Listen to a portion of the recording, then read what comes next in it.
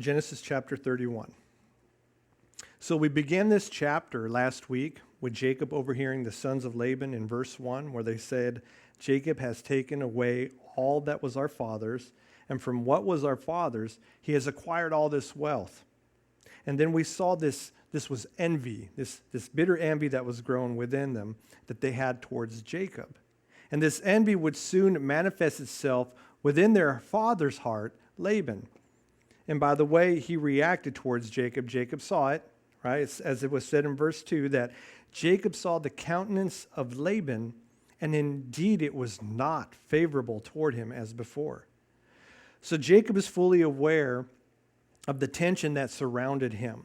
Yet Jacob continued with what he had to do according to God's will. He was just moving right along, But then the Lord said to Jacob, in the midst of this situation that had gotten tensed, he said, return to the land of your fathers and to your family, and I will be with you. So now the Lord, he's commanding Jacob that now is time to leave. It's time to go. This is the time. And in the midst of this tension, God said, Jacob, I will be with you.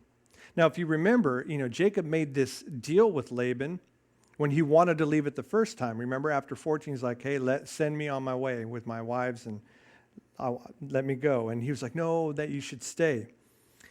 And so Jacob makes this deal with him, right? That his pay, in order for him to stay, that his pay would now be the speckled animals. Okay, this is so Jacob could build a flock, right? And that was approximately 6 years earlier. So this whole time we had 14 years that he worked to get Rachel and ended up getting Leah first, then another 7 years for Rachel, and now we have an additional 6 years that he served Laban. So Jacob has gained all this wealth in the last 6 years, and God, who was in control, had him stay for that time, long enough so that God could bless him exceedingly to be able to leave and basically survive. God sees always the greater picture than what we always see, right? So Jacob receives God's command, and it is done in perfect timing. He was to leave now. And this command also that came with it was his promise. What I love is that I will be with you. In other words, Jacob, it's time to leave. You're going to get to Canaan, right? Your success is my guarantee if you obey me. So now we continue beginning on Genesis chapter 31, verse 4. So Jacob sent and called Rachel and Leah to the field to his flock and said to them, I see your father's countenance, that it is not favorable toward me as before. But the God of my father has been with me. Verse 6. And you know, with all my might, I have served your father. And we're speaking of 20 years that he served and worked for Laban. Verse 7, yet your father has deceived me and changed my wages 10 times. But God did not allow him to hurt me. If he said thus, the speckled shall be your wages, then all the flocks bore speckled. And if he said thus, the streak shall be your wages, then all the flocks bore streaked. And notice that Jacob, he doesn't take any of the glory in this at all. I don't know if you remember when he placed the striped rods in front of the water wells. So when these solid color lambs and sheep and all that, they came to it, they would see the striped rods that were on the water wells. And that was kind of this little wives' tale. Hey, if they see that and they're mating, they're going to create, animals with spots, stripes, or speckles, right? But he notices that he doesn't, this has nothing to do with the stripe or the rods. He knew exactly where this came from. Verse 9, it says, God has taken away the livestock of your father and given them to me. He sees that it wasn't the old wives' tales that made all this happen. This was God's work that was happening in his life. And he goes, verse 10, and it happened at the time when the flocks conceived that I lifted my eyes and saw in a dream. And behold, the rams which leaped upon the flocks were streaked and speckled and gray spotted. So God, this is how Jacob understands that this is God's work. God gave him a vision, and this is how he knew for sure that all that was done came from God. What he saw in the physical realm were two solid color animals, right? That's what he saw. But that, when they were mating and looking at these rods and all, there was all the solid colored animals. But where in the vision, God shows him, what he saw in the vision was streaked, speckled, and gray spotted animals that were mating. So God was showing Jacob what he was doing supernaturally. He was genetically forming the babes as striped, speckled, and spotted, as if the solids that were mating were actually striped, colored, and spotted. God showed Jacob how he intervened there. And there was nothing that Laban can do about it. This was all part of the agreement, right? That he would get all the speckled, spotted one, and he would get all the solid cover. And for Laban, it was a win-win. And nothing we saw in this last passage with all the animals that were being birthed, nothing was coming out as solid colors. So we saw God completely work in this situation. We understand why the brothers were a little envious, because here Jacob's getting blessed exceedingly. He's getting all the speckled, and they're coming out pretty empty-handed. So Jacob, he tells Leah and Rachel, this is why we are blessed. It was God who blessed us. Verse 11, then the angel of God spoke to me in a dream saying, Jacob. And I said, here I am. And he said, lift your eyes now and see. All the rams which leap on the flocks are streaked, speckled, and gray spotted. For I have seen all that Laban is doing to you. So the angel of God has seen all that Laban had been doing to Jacob. It wasn't that he was seeing not for him. So he was seeing what Laban was doing to him. Right? The angel of God also is, in Hebrew, Elohim. So we see that God manifested in three persons. He is the angel who defended him and sees all that is happening. I think it's unique because the angel of the Lord is who appeared to him. Verse 13, I am the God of Bethel, where you anointed the pillar and where you made a vow to me. Now arise, get out of this land, and return to the land of your family. So he comes to Jacob as the God of Bethel, where he had an encounter with God after fleeing home, when he had that ordeal dealing with Esau, the whole deceit thing, right? He travels like 70 miles, and he crashes out in the desert, and then he sees the ladder and has this encounter with God. This was Jacob's God who came to him. He didn't say, I am the God of Abraham and the God of your father Isaac. No, he says, I am the God of Bethel, who you encountered over 20 years ago in the desert, and began a relationship with me, And now we are moving forward in this relationship together. So he comes to Jacob as his personal God. This wasn't someone else's God. This is his personal God. And God, he appears to us, right? He is our personal God. We can follow our God, right? But he is our personal God. All of us we come together as a body, right? And we all have this, we worship the same God. But individually, God works in us uniquely. He is our personal God. He has different callings in our personal lives. And that's why he is our personal God, just like he's letting Jacob know, I am the God of Bethel. And so Jacob finishes telling Rachel and Leah what the Lord has done and wants him to do. Verse 14, then Rachel and Leah answered and said to him, is there still any portion or inheritance for us in our father's house? In other words, they're like, why should we stay? Is there anything holding us back here? We have nothing, right? Verse 15, are we not considered strangers by him? For he has sold us and also completely consumed our money. This is some powerful words. They recognize that he was abusive to them, treating them like strangers. And they basically see that their father is a thief, right? As he has taken everything from them. And they've seen him take from Jacob as well. They saw all the harm that Laban inflicted upon him. And they say in verse 16, for all these riches which God has taken from our father are really ours and our children. Now then, whatever God has said to you, do it." And Jacob receives the best counsel he could ever receive from Leah and Rachel, which at any time the Lord calls us to do something, and our wives' counsel is, whatever God has said to you, do it. You need to do it. It's not only the best counsel, but the most valuable counsel that we could ever receive. I can't tell you enough how valuable it is to have Leslie say that if God's calling you to do this, then do it. We're both in this.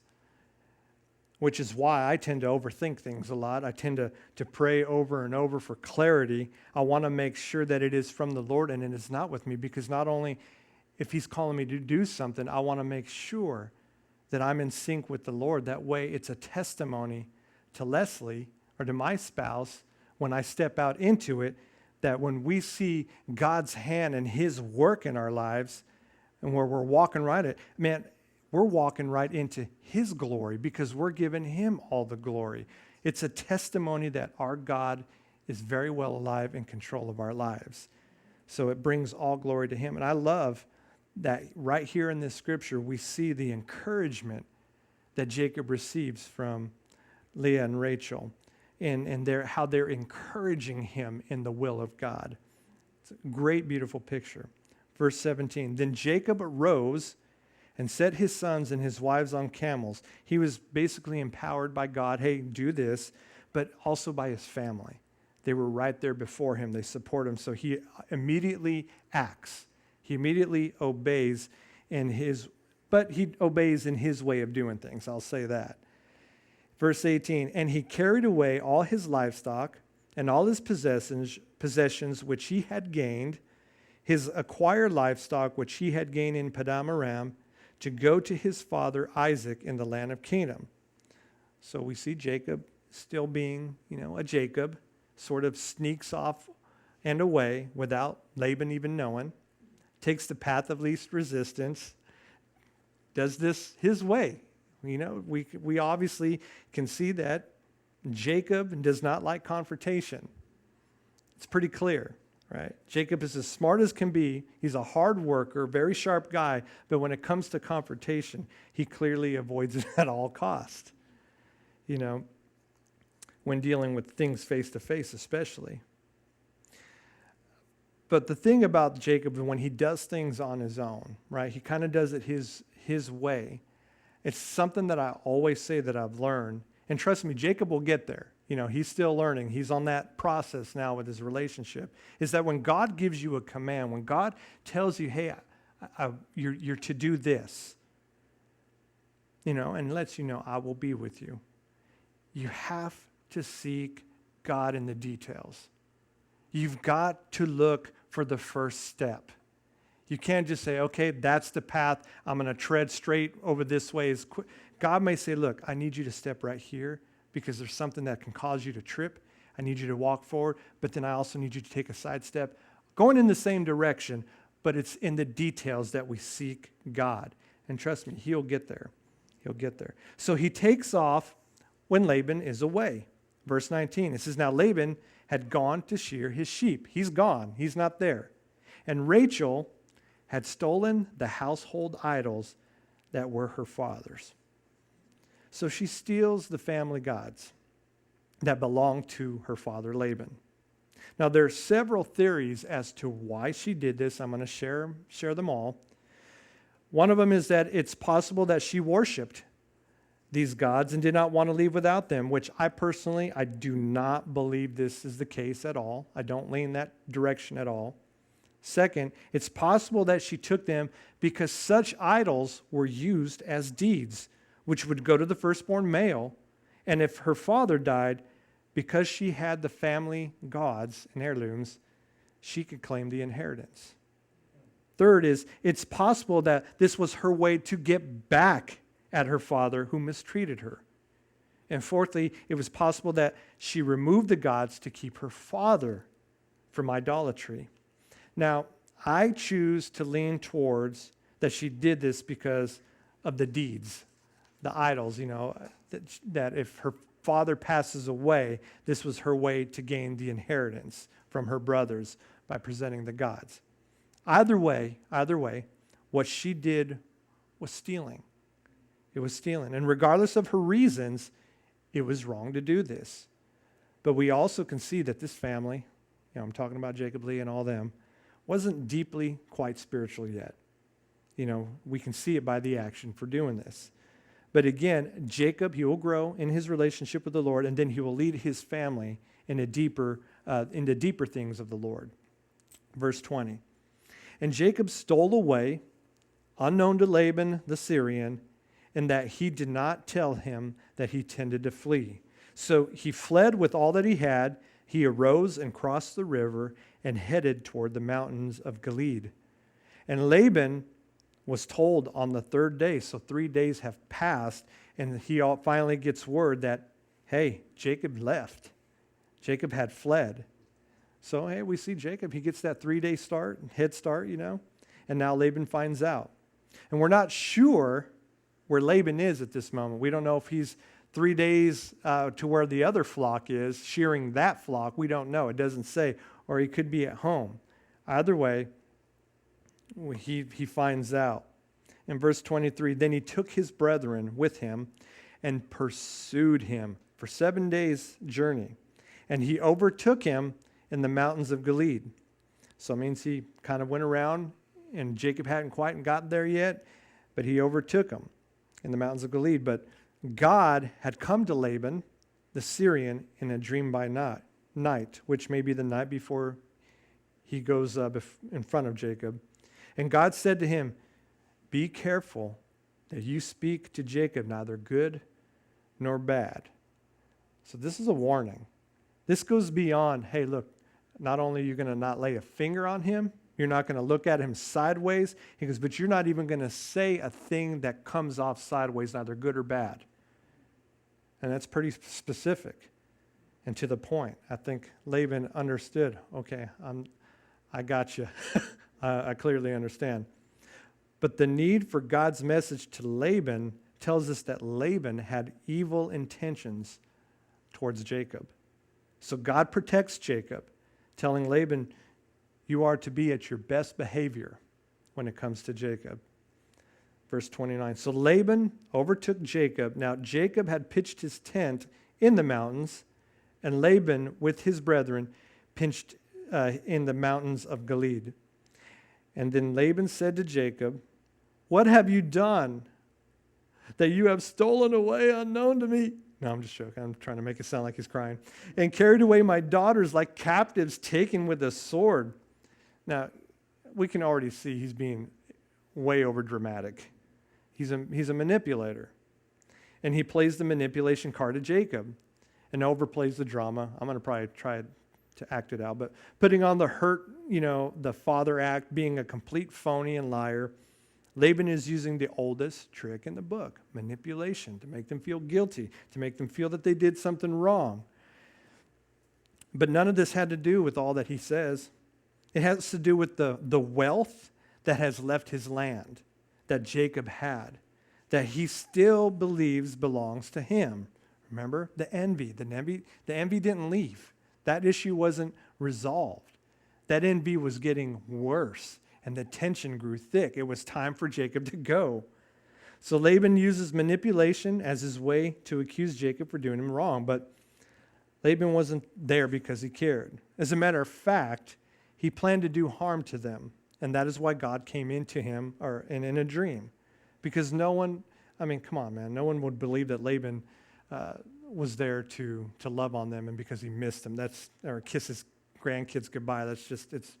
It's ridiculous. Now Laban says, why did you flee away secretly and steal away from me and not tell me, for I might have sent you away with joy and songs, with timbrel and harp and with a knife in your back and land to bear you in. No.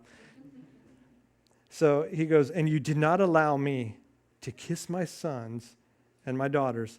Now you have done foolishly in doing so. It is in my power to do you harm. But the God of your father spoke to me last night, saying, be careful that you speak to Jacob neither good nor bad. And now you have surely gone because you greatly long for your father's house. But why did you steal my gods. Wow. So this accusation, which was the final one, was a valid question. It's valid, and it required a valid answer. But Jacob had no idea. He had no idea that Rachel even done this. He's like, what are you talking about, right? Laban saved his best accusation for last, thinking that he had Jacob. It's kind of sad, though, if you really think about it, that anyone could have their gods stolen. Kind of silly, right? It's like, and why does he care about his gods anyways? Because his gods couldn't stand against Jacob's God for the past 20 years. And what I love about it, though, that's our God. That's our God that we serve. Listen, no matter other gods, in the face of other gods, no matter whether it's man or not, no one can steal our God away from us. No one. And I just love that. No one can stand against our God. We have confidence in this truth that we stand on. I mean, literally, they say, whom shall I fear? Literally, whom shall we fear? No one. But for Laban, come on, man. Steal your gods. Sounds kind of weak. But I'll say, no, it is weak, to worship a God that is protected by a man. Think about that. Makes no sense. And not worship a God who protects man. Laban, your God is not big enough. If your God can be stolen by a human, you have the wrong God, bro. I mean, I'm sorry, I feel like I can go on and on about this, but Laban throws down his power card, right? I'm just going to move forward because it's ridiculous, logically, if you think about it. Why have you stolen my gods? Verse 31, then Jacob answered and said to Laban, because I was afraid, for I said, perhaps you would take your daughters from me by force. Now, this is Jacob's answer as to why he fled. But this next one that Jacob addresses concerning stealing his God, in that culture of that day, though, calling someone a thief, calling them out and accusing them was an absolute insult. It's the worst insult that you can throw in the face of someone. Those are fighting words. Right? This was not a small accusation. This is reputation and everything. So this was a strong one. And Jacob says in verse 32, with him whoever you find your gods, do not let him live. In the presence of our brethren, identify what I have of yours and take it with you. For Jacob did not know that Rachel had stolen them, and he didn't. Verse 33, and Laban went into whose tent first? Jacob's tent. Then into Leah's tent, and into the two maids' tents, but he did not find them. Then he went out of Leah's tent and entered Rachel's tent. So why do you think Laban went into Leah's tent second? Directly second. Is it that she might have held a grudge to him for all the wedding sham that she's done and all the hurt being in a relationship or a marriage where she's been fighting just for his love? Maybe he had a little conscience on that and decided, I'm going to check her because she's probably the next person to do something like that to me. But he checks her second, along with the two maids, and then the last person, he went to Rachel. Verse 33, and Laban went into Jacob's tent, into Leah's tent, into the two maid tents, but he did not find them. Then he went out of Leah's tent and entered Rachel's tent. Now Rachel had taken the household idols, put them in the camel's saddle, and sat on them. And Laban searched all about the tent, but did not find them. So he looks everywhere. He's been in all the tents. In the last tent, he looked hard. But the little gods were in the saddle, the camel's saddle, and Rachel was sitting on them. And she said to her father, let it not displease my Lord that I cannot rise before you, for the manner of woman is with me.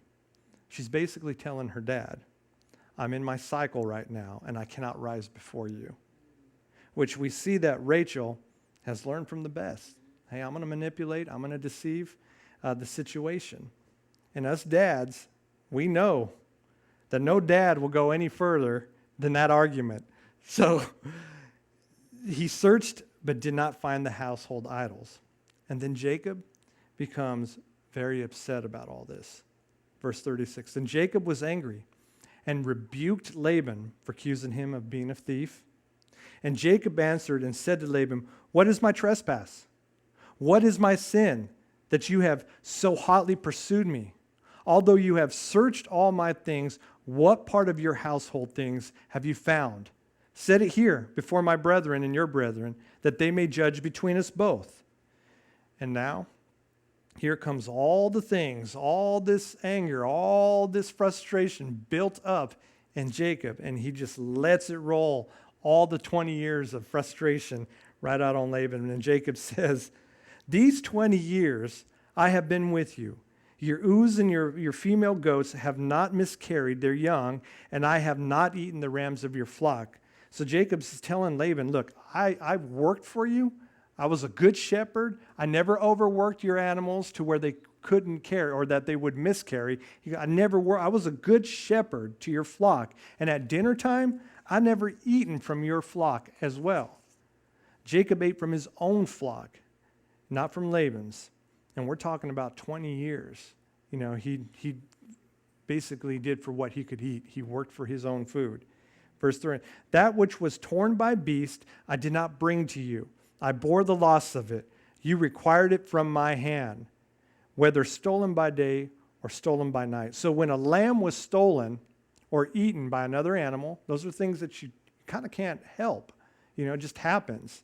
Jacob had to pay for them. He had to restore it. Laban required this of Jacob. Although later in the law of Moses, when a lamb was stolen or eaten by another animal, and that was beyond their control and it's legit, you weren't required to restore it. But Jacob had to restore it. The law wasn't established yet, but he restored it regardless. Verse 40, there I was.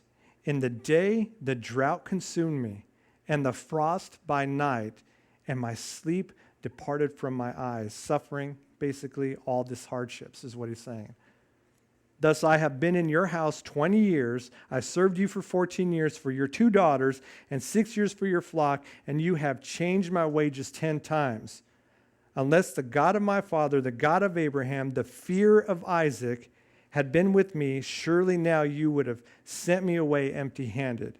God has seen my affliction and the labor of my hands and rebuked you last night. And Laban answered and said to Jacob, these daughters are my daughters, and these children are my children, and this flock is my flock. All that you see is mine. Can you see how Laban sees all of this? And we know by how he thinks in his mind that he was not about to let them go, right? Especially if God had not intervened and warned him, you know, hey, don't do this with Jacob. But Laban sees all that Jacob has as his and says, but what can I do this day to these my daughters or to their children whom they have borne? Now therefore, come, let us make a covenant, you and I, and let it be a witness between you and me. So Jacob took a stone and set it up as a pillar. Then Jacob said to his brethren, gather stones. And they took stones and made a heap, and they ate there on the heap. Laban called it Jegar Sahadutha, in Aramaic meaning a heap of witness. And Jacob called it Galid in Hebrew, which means the same, heap of witness. And Laban said, this heap is a witness between you and me this day. Therefore its name was called Galid. Also Mizpah, because he said, may the Lord watch between you and me when we are absent from one another. Now, Mizpah in Hebrew means watchtower. And the idea is that you're entrusting God to watch over both you and the other person while they were apart. All right? Which is kind of the idea, right? It's like, you know how back in school when you'd have a necklace and it was, you know, you had 2 necklaces and they connect together and they're just cut in half and, oh, you take this with you. May God be watch over you and God will watch over me. And it was that kind of a kind gesture. But this was the opposite. Laban was calling this Mizpah a complete line in the sand, all right? He says, like, in other words, the fine split, but he says, may God watch over you when I can't watch you, and may he watch over me so you don't come and swindle for me, because you can't be trusted, Jacob. May God keep his watch on you. And used in this text, in a sense, it was drawing the line in the sand towards Jacob, saying like, here's the boundary, all right? This line that God watches you, but we don't cross this line. You're not going to cross this line to me, and I'm not going to cross this line over to you. It's basically parting ways, right? And then he goes and says, if you afflict my daughters, or if you take other wives besides my daughters, although no man is with us, see, God is witness between you and me. So nothing will be hidden. Then Laban said to Jacob, here's the heap and here's the pillar which I have placed between you and me. This heap is a witness, and this pillar is a witness, that I will not pass beyond this heap to you, and you will not pass beyond this heap and this pillar to me for harm. So there's the boundary. There's the line drawn. In other words, we're finished, And it says, and then Laban says, the God of Abraham, the God of Nahor, and the God of their fathers judge between us. And Jacob said, no, I ain't going to go that direction. He says, and Jacob swore by the fear of his father Isaac. Notice the word fear is capitalized. And this was a reference to God Jehovah. All right, as a title, that's why it's capitalized. Verse 54, then Jacob offered a sacrifice on the mountain and called his brethren to eat bread. And they ate bread and stayed all night on the mountain. And early in the morning, verse 55, Laban arose and kissed his sons and daughters and blessed them, speaking of his grandsons, granddaughters, and his daughters. No kisses or blessings for Jacob, just a heap of witness and a Mizpah. I think it's kind of humorous. Then Laban departed and returned to his place. I'm like, okay then. Bye. So no harm, when we look at the big picture, no harm came upon Jacob. The Lord was with him. Still had to face the conflict, still had to deal with the issue, but Jacob was obeying God through it. And he stood firm in his will. Even when Laban tried to accuse Jacob of stealing his gods, Jacob stood blameless. Right? Because he was obeying the Lord. He wasn't trying to be deceitful in any ways. And if anything, Laban couldn't have made a better deal. Stay away from me and I'll stay away from you. I believe Jacob would have no problem doing that at all. And I'll close with this. Despite any obstacle that were to ever get in the way of your calling pertaining to God's will, remember this. He is with you and God is working. He's working when you don't see it. He's working all things for good. Through your situation, through your obstacle, through your storm, God is always working. He already gave the vision to Jacob 20 years before that around him surrounds this ladder. Well, I'm here to tell you, around you guys surrounds a ladder. God is constantly working. There's always work that is happening with you. God is ministering to you on those moments when you need it. He is there to comfort you. He sends his presence to you constantly. And God is your guarantee to get you through where you need to go. He will guide you through it. He will lead you through it. He will protect you while you're making your way through it. So I will encourage you, all right, whatever it is that you're going through, see the glory of the Lord through Jacob's situation.